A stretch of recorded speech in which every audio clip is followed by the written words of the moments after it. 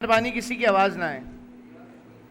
बेटा एक्सरसाइज 3.5 में बात हो रही है क्रॉस प्रोडक्ट वेक्टर प्रोडक्ट की।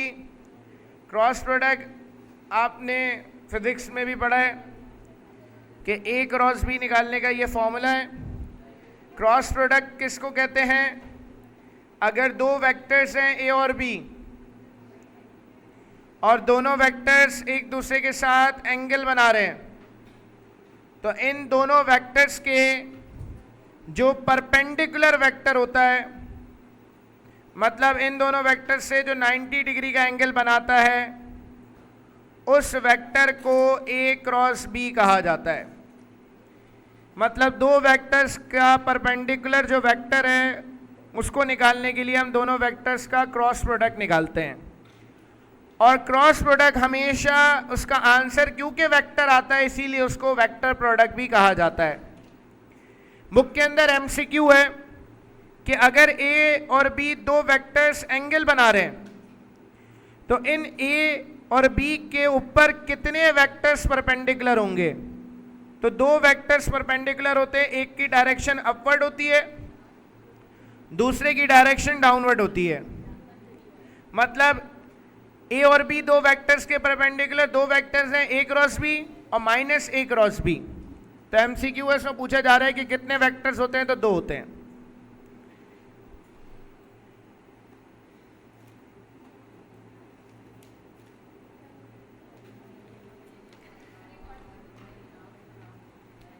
बेटा मैंने कहा कि दो वेक्टर्स हैं जो कि इंक्लाइंड हैं, एक दूसरे से एंगल बना रहे हैं। इन दोनों वेक्टर्स के परपेंडिकुलर 90 डिग्री का एंगल बनाने वाले दो वेक्टर्स होंगे। एक वेक्टर अपवर्ड डायरेक्शन में होगा, एक डाउनवर्ड डायरेक्शन में होगा। अपवर्ड डायरेक्शन वाला ए क्रॉस बी कहलाता है, डाउनवर्ड डायरेक्शन वाला माइनस ए क्रॉस बी कहलाता है। क्योंकि ऊपर है तो पॉजिटिव है, नीचे आएंगे तो नेगेटिव हो जाएगा वेक्टर। बेटा क्रॉस प्रोडक्ट निकालना इंतहाई आसान काम है। Find A cross B and B cross A if vector A is equals to 4i plus J plus K और vector B is equals to i plus 2j plus 3k।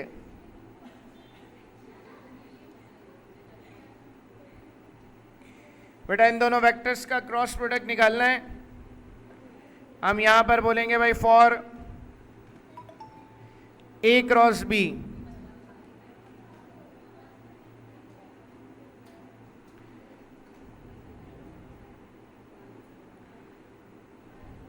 A cross B का formula लिख दिया।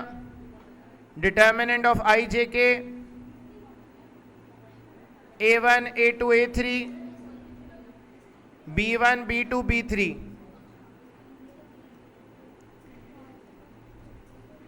बेटा A1 जो है I का coefficient है 4, A2 J के साथ जो नंबर है 1 और A3 K के साथ जो नंबर है 1।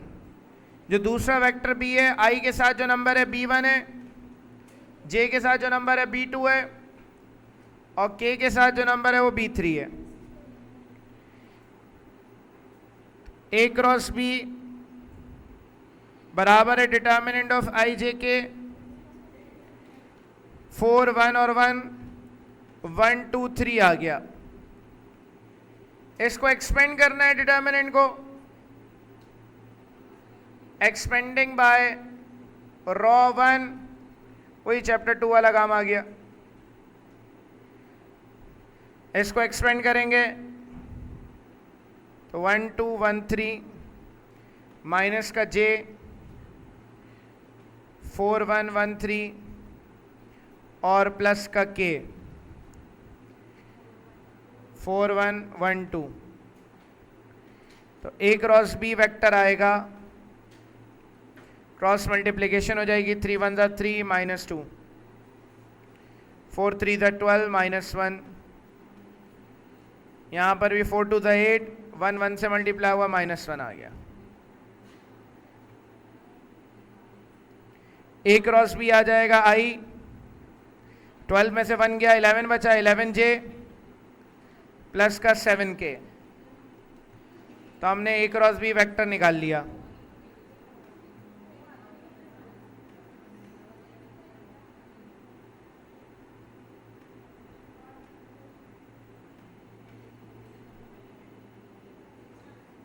उसके बाद B क्रॉस A वेक्टर निकालना है। तो B क्रॉस A के लिए फॉर्मूला हो जाएगा IJK B1 B2 B3, ऊपर आ जाएगा A1 A2 A3, नीचे आ जाएगा। वैल्यूज वही रखनी है।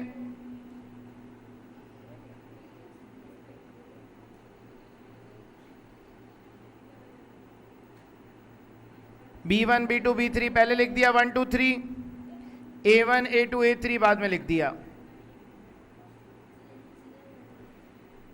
इसको एक्सपेंड कर देंगे, एक्सपेंडिंग बाय रॉ 1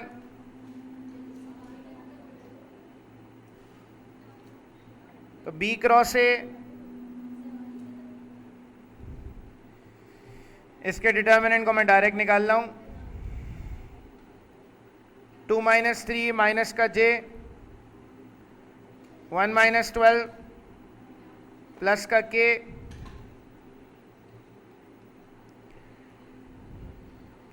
वन -8।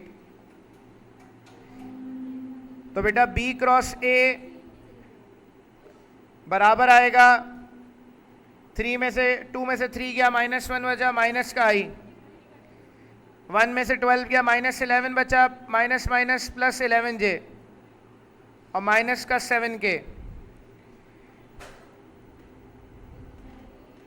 बेटा ये दोनों रिजल्ट्स आ गए, ये आंसर है।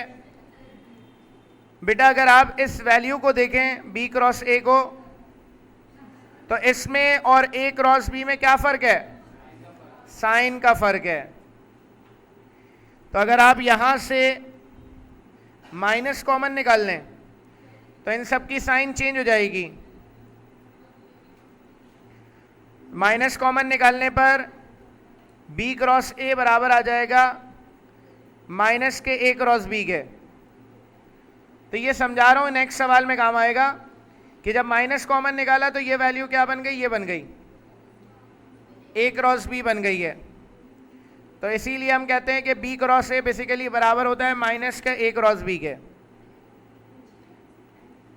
सवाल यहीं पर कंप्लीट हो गया था।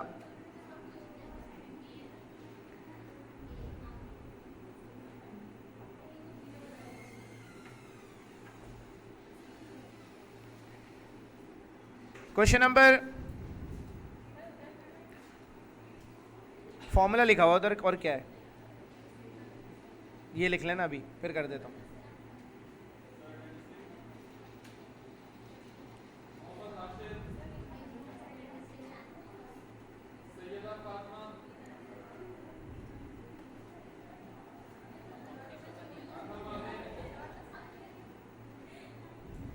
पैरेललोग्राम क्या होता है? तो एरिया ऑफ पैरेललोग्राम का फॉर्मूला आपने याद रखना है। एरिया ऑफ पैरेललोग्राम का मतलब है mod of A cross B निकालना है। तो आप पहले A क्रॉस B निकालेंगे। I का कोफिशिएंट A1 है, J का कोफिशिएंट A2 है, K का कोफिशिएंट A3 है। वेक्टर B में I का कोफिशिएंट B1 है, यहां पर J नहीं है तो B2 0 होगा और K का कोफिशिएंट B3 है। बेटा यहां पर वैल्यूज रखी हमने A1 A2 A3 B1 B2 B3 की, इसको एक्सपेंड किया तो A क्रॉस B आ गया। अब बेटा A क्रॉस B का मैग्नीट्यूड निकालना है। I का कोफिशिएंट बेटा -1 है तो X -1 होगा, J के साथ जो नंबर है वो Y है और k के साथ कुछ नहीं है तो 1 है, मतलब z 1 है। यहां हम फॉर्मूले में वैल्यूज रखेंगे।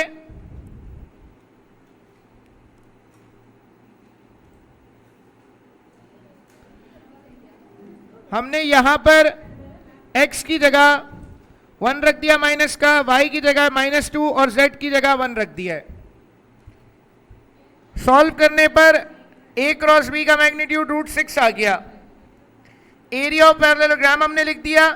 बेटा एरिया का कोई ना कोई यूनिट होता है, feet square, centimetre square, metre square, ये एरिया का यूनिट होता है।